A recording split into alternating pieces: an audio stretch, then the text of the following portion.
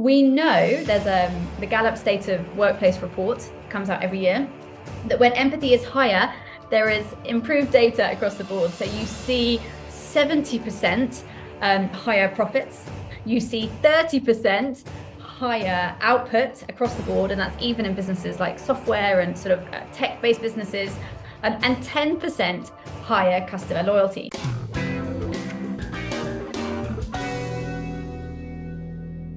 Before we do it and dive into this treasure of wisdom, there's a little something from the heart I always ask. Every subscription, every like, every share means the world to us. So it's not about numbers, it's about the incredible community we're building together. So if you haven't already, make sure to hit that subscribe button, drop a like, and share with your friends. Okay, Monday Talkers, welcome back. Joining me today, it's amazing. Nicklin is an author, speaker, and founder of Empathy Everywhere. Hi, Mimi. Hello, I'm ready, Daniel. Thank you so much for having me. So let's get started by getting to know a bit better, in a nutshell, who's Mimi Nicklin?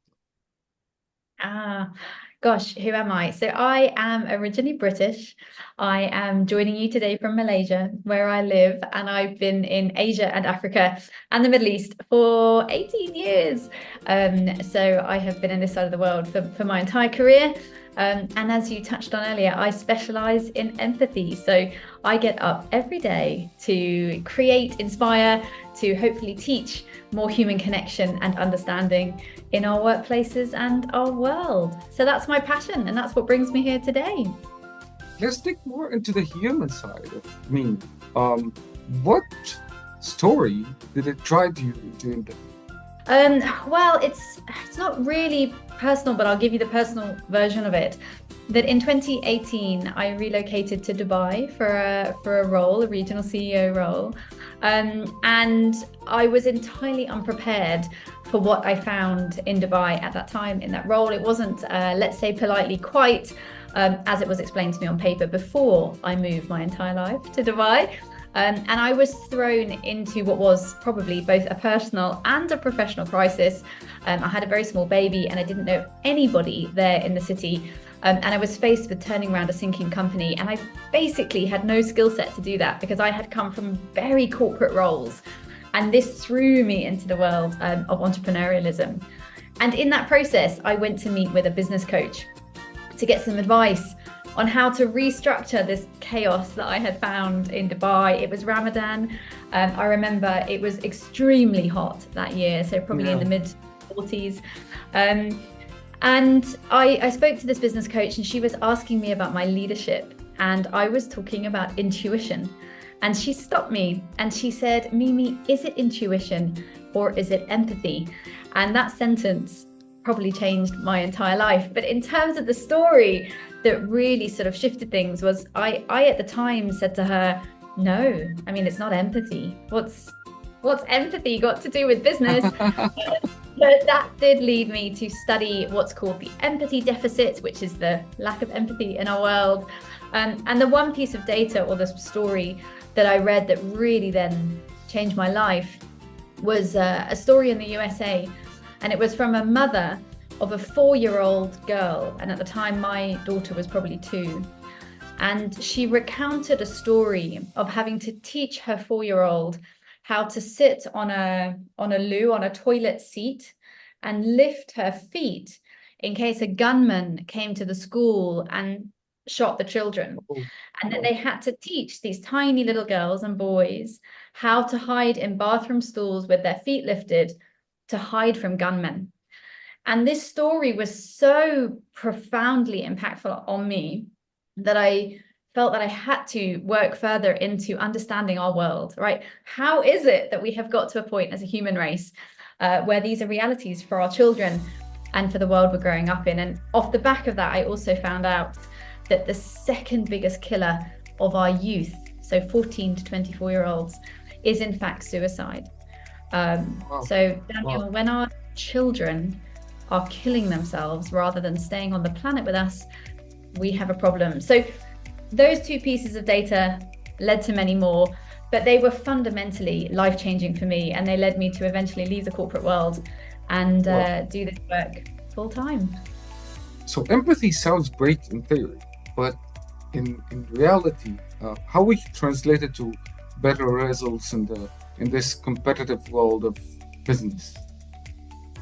Yeah, well, I get asked that question all the time, and there is plenty of data now. So this is not just me and some of my colleagues that are having this discussion, but many large organizations, McKinsey, PwC, Gallup, Harvard, who are throwing out this data to prove the impact of empathy, which is fundamentally perspective taking. Okay, so fundamentally what we're talking about is Yeah. bosses, leaders, understanding their workforces, their colleagues and their clients, right? So this is about human understanding.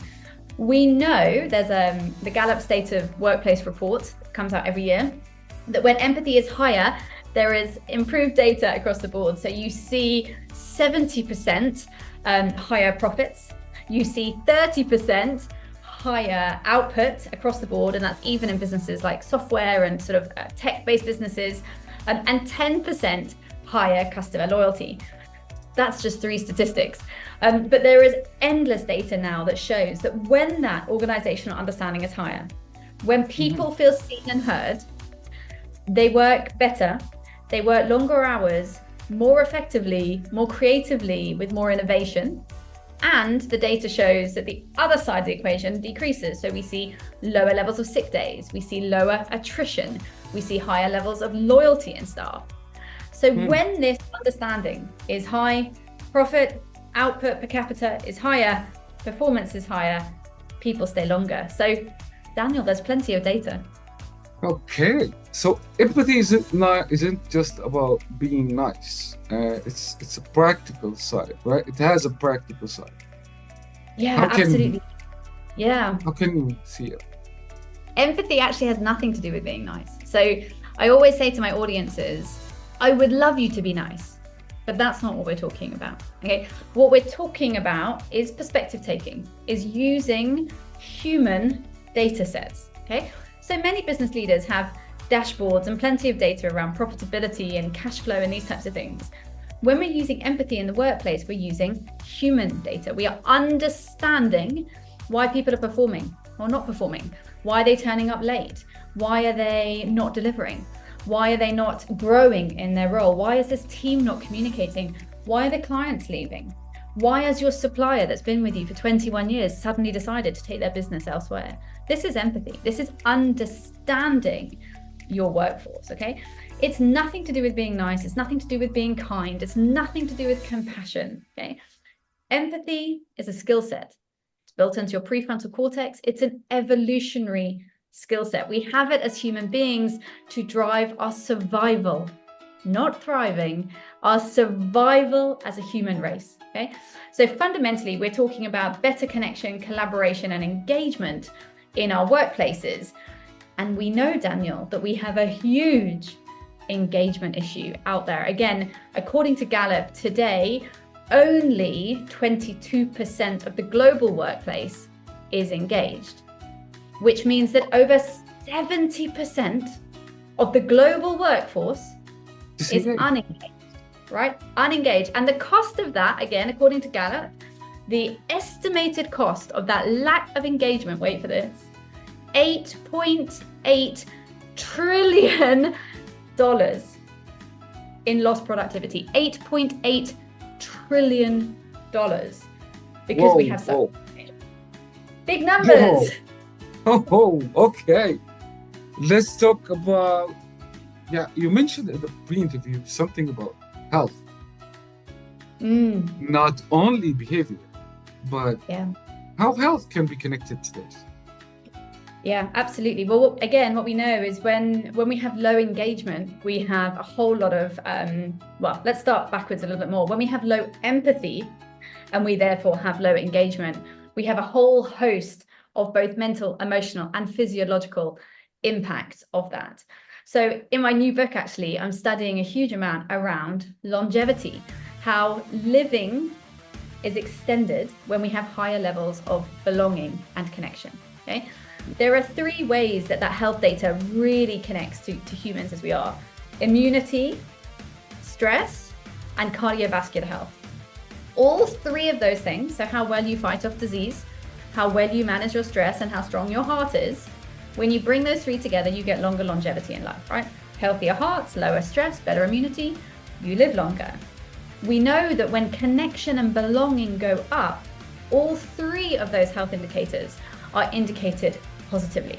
So when you are connected to others, when you are less lonely, you feel better in yourself as a human, you have higher levels of immunity, your body is functioning better, you have lower levels of adrenaline, cortisol in your blood system, which means that your stress levels are lower, you are able to live a healthier life. And therefore, your heart capacity, your cardiovascular health is higher. In fact, it was the Surgeon General in the US last July who stood up and told the world that loneliness, lack of belonging, these gaps between us, is now the highest burden to our healthcare costs, and being lonely is as dangerous to our health as smoking 15 cigarettes a day. Okay? Our loneliness, our lack of connection, our lack of understanding is literally killing us. So not only is it killing your profitability, but it is killing our people as well. So we're not only talking about the environment of the workplace, we're talking about individuals. We're talking about individuals, indeed. Actually, 52% of people today, recent data, say that they have suffered with either mental or physiological, so physical health issues in the last 12 months in the workplace, 51%. So over half of us are unwell in some form in the workplace. Now, of course, that is not all directly linked to empathy. But again, if you look at the data from McKinsey and KPMG, what they're showing is that leadership is a huge part. So is pay, so salary is part of it.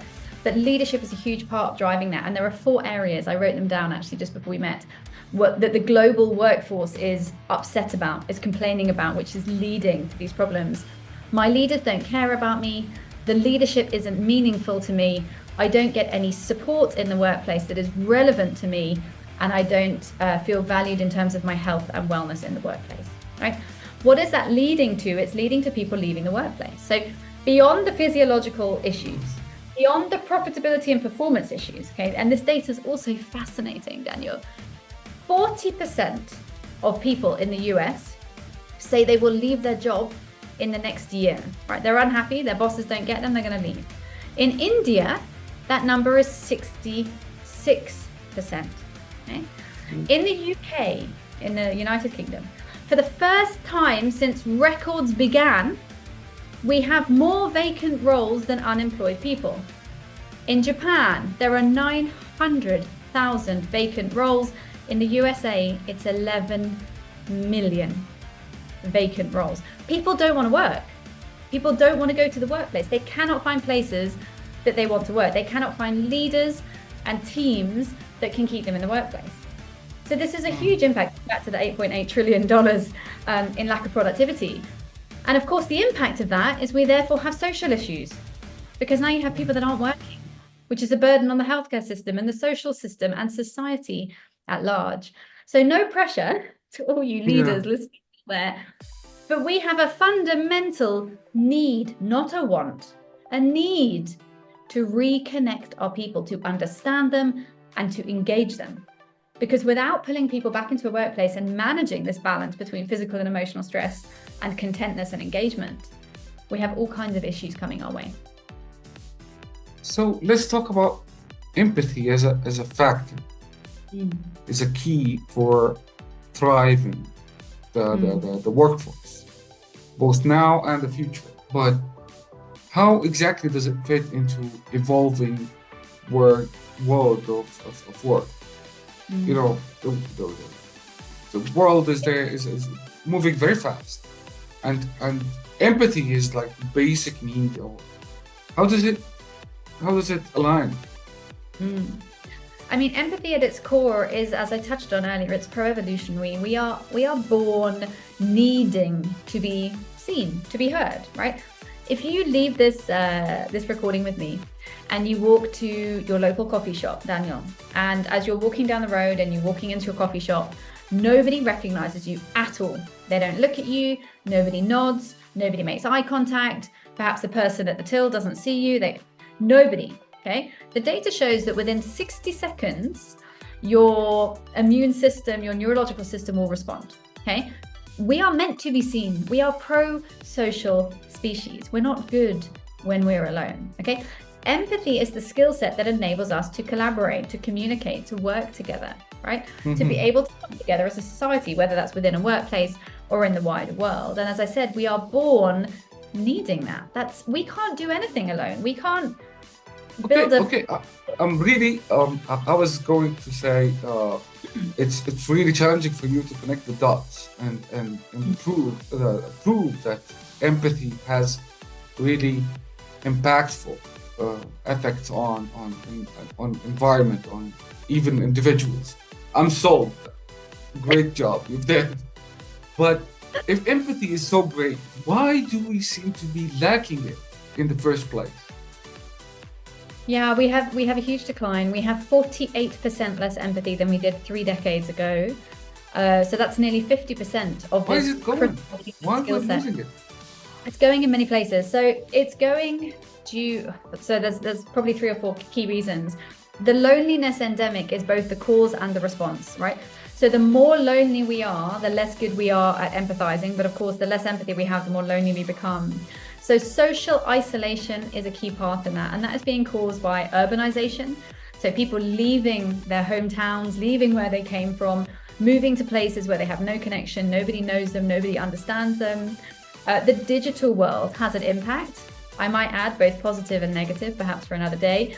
But the digital world disconnects us from the human world, right? Because we're in social, we're in our phones, we're disconnected, we're not connecting with people in the real world. Lower levels of reading, all right? So within schools and with youth, reading and storytelling, which has been part of the human race forever, is in decline. And that's a huge teacher of our youth and our children in terms of empathy. Fear is a huge one. We live in fear, and that has spiked since COVID pandemic started in 2020, right? We have so much turmoil in our political, social, and economic environment.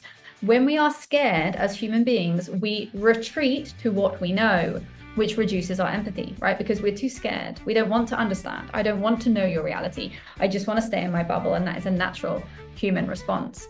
The last two, I would say, empathy has 2 real enemies. One is low time and the other is high stress. And if I ask all your audience today listening to this to put your hand up just to yourself, who has low time and high stress, I suspect most of your audience are going to agree, right? And that's because empathy is driven by curiosity. Curiosity is driven by listening. To listen, which by the way is a skill set that we are hugely lacking in, to listen you need time, right? If I want to really understand Daniel, how are you? It will take me maybe 10 or 15 minutes to understand really how Daniel is today versus I'm fine, thanks, how are you? Okay, so we need time to build curiosity, to understand data, to understand your client's decision or why your teammate isn't performing. You can't do that walking down the corridor. And when it comes to stress, it's related to neuroscience. We live in a constant state of stress. The human body is not meant to. I will cut the science, but the fundamental shortcut of that is that when you live under high amounts of stress, whether that's because you've got a difficult boss or because your country's at war or because you have economic crisis, your brain will respond in such a way that it moves the blood and the oxygen in your body away from the parts of the brain responsible for empathy. We are in what's known as fight or flight response, a constant state of stress that disables the brain, our ability from connecting and understanding with others, because fundamentally the blood is elsewhere in the body. So there are many reasons, and many of them are cyclical. Higher stress, lower empathy, higher stress, and so it goes on. Maybe because the world is going into a faster rhythm than let's say, the time we need to communicate as human, right? Maybe. Yeah. But yeah. you mentioned loneliness and in many occasions, but it sounds serious. What kind of impact does it have on us as individuals? Some people like to stay at home and close everything, and they don't like to communicate. This is not the norm, but does that be diagnosed as there is something wrong. It's not healthy. So how does it affect human behavior in work and in life? Like the definition of loneliness, Daniel, is not a lack of people.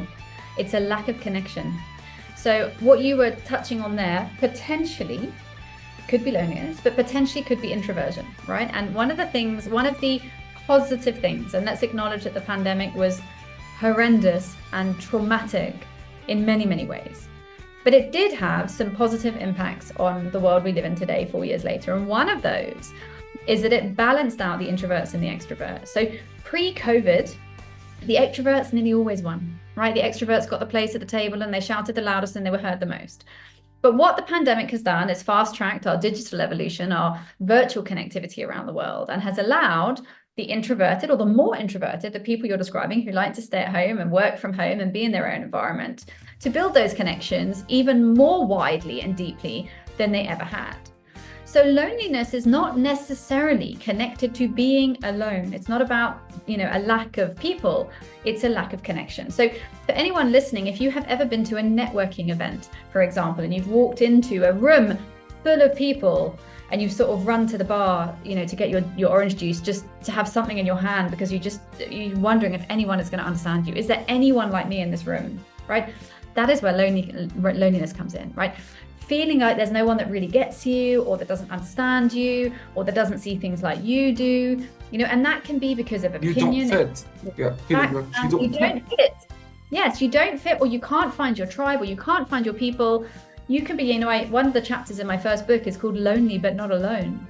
We are surrounded by people all the time, but that doesn't mean we're not lonely, right? You can be a mum, as a mum myself, my daughter's a bit bigger now, but many new mums talk about this when they go back to the workplace, right? They took their maternity leave, they're ready to go back to work, but they feel that nobody understands them because now they have this tiny baby at home that they love, but they want to be at work, they want to go back to work, they're professional women, and they find that nobody understands those months being stuck between the world of motherhood and loving your newborn and wanting to be at work and leading your professional career. It leads to loneliness. So you hear, as one example, many new mums find themselves deeply lonely. They're not alone. They're surrounded by their colleagues and their people and the school and the daycare and plenty of people, just not connections that mean anything to them.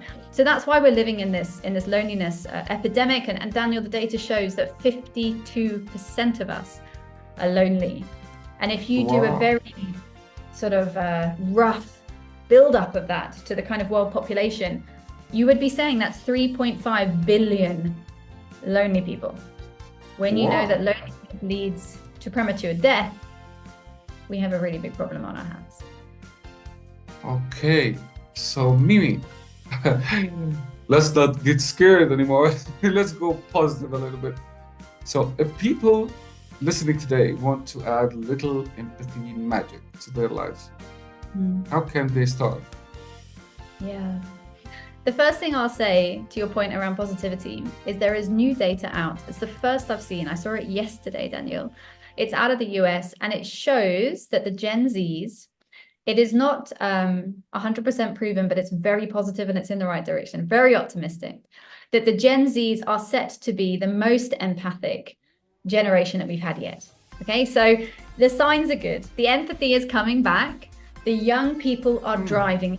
They want to be connected. They want to fix the world. They want to pull people back together. So there's lots of positivity out there. There's lots of optimism. I can tell you that in my work, when I started this 4 years ago, it was very new. People didn't understand why I wanted to talk about empathy in the workplace. Today, I spend every day, all day, traveling the world doing this work. And the brands I'm doing it with are big brands, Coca-Cola, Standard Chartered, Apple, big brands. So there is optimism for everybody listening. People are aware of this. People understand the empathy deficit, and societies and organizations want to fix it.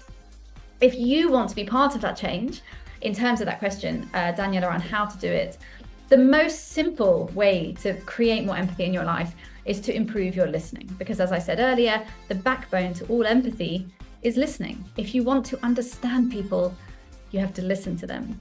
So if I was just to outline a couple of ways to do that, to really lean into active listening, the first thing I would say is to improve your eye contact.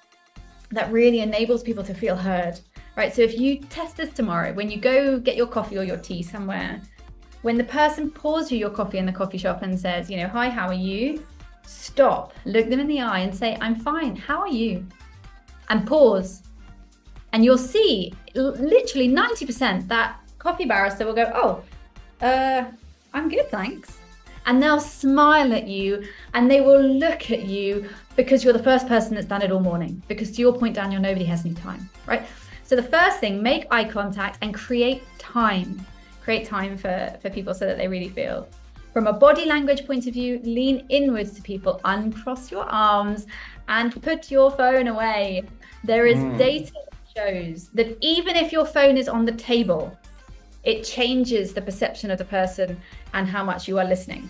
So if we had this interview and I had sat here the whole time, you know, with my phone here, I haven't looked at it, I haven't touched it, but both you, Daniel, and your audience would feel like she wasn't really present, right? And that's the same if you're in an office, if you're delivering a keynote, if you're with your child at the dinner table. Get rid of those devices. It will enable you to listen better. The better you listen, the more data you get, the more you're able to empathize. The more able you communicate. True. Well, very, very, very interesting. And I have this curiosity out of like, okay, you found this gap, you found this, how does it affect our lives and business and all that stuff? So what's the world pre-Mimi and after Mimi? when you deliver this to Coca-Cola or Apple, or how do you measure the difference? How they feel that they have done something to their environment, their workplace? So I don't measure it, but their HR teams do, their leadership teams do, and there's a couple of ways that they do that. The first is in sentiment analysis. So they're analyzing the general sentiment, which is motivation, morale, and engagement in some form. That changes in different businesses. But the sentiment of the staff. Often my sessions are within teams, so within the leadership team or within the security team or whichever team I'm working with, right? So in those micro teams, they can manage sentiment, relationships, rapport, morale, pre and post these sessions. And of course, my sessions are not off, right? So in terms of how those staff are feeling, how they're engaging, that type of thing. The second is often measured via inclusion, because when empathy is higher, inclusion is higher. Because I always ask my clients, how are you ever going to include someone if you don't ask them how they want to be included, right? So we have all these inclusion metrics, but nobody's asking the people how they want to be included. So the second measurement is around inclusion and the sort of effectiveness of inclusion within those businesses. And then the third is normally tracked over time. It can be with questionnaires. It can be a mixture of questionnaires and KPI development, where they actually look at performance, right? So when they see shifts in the leadership, leaders that now have more open door time or what I call open rooms, when they're listening more, they're engaging, they're creating deeper culture and engagement, they're able to track the performance of those teams, right? So output per capita, resignations, tenure, happiness, sick days, all of these types of things. So you're not measuring the empathy, you're measuring the impact of the empathy. Yeah, exactly. So, exactly. So and often, and you're just now, about an hour ago, I got a WhatsApp from a client in Sri Lanka, actually, who sent me some photos from their course that I was part of, saying, you know, it's successfully concluded and the metrics are this and the satisfaction is this. So it's very rewarding, right? When you finally get that data and you see this was a bank, so in the banking sector, and you think, okay, well, it's working, right? Little bit by little bit. Cool. Amazing. All fantastic. So for those who want to dive deeper, why should they connect with you and your work? Yeah, well, I would love to connect with you. My name is Mimi Nicklin. You can find me at Mimi Nicklin pretty much everywhere. Or you can find me on my website, which is www.empathyeverywhere.co. Cool. All right. So one last message. Would you like to conclude with? I would love to. I would love to say two things as part of that. The first I would say is that the more the world talks about empathy, the more empathy the world will have. So if you can take this interview or just these thoughts and spread a little bit, our world will be better off. And the second thing I would say to leave us today is to remember that we are all far more alike than we are different. And if we put that in the front of our minds, we're far more likely to have a connected, healthy, happy world than if we keep ourselves apart. So here's the connection, and here's to more empathy everywhere. Amazing. I enjoyed it really. Well, thank you very much, Mimi. That sounds really like a much brighter path to take and really eye-opening. Thanks for joining us on Monday Talks and sharing your passion for it. Thank you for having me. Well, our viewers, remember to follow, like, subscribe to Monday Talks, and I hope you enjoyed it as much as I did for this really insightful conversation. And till next time, stay empowered and take care. Bye.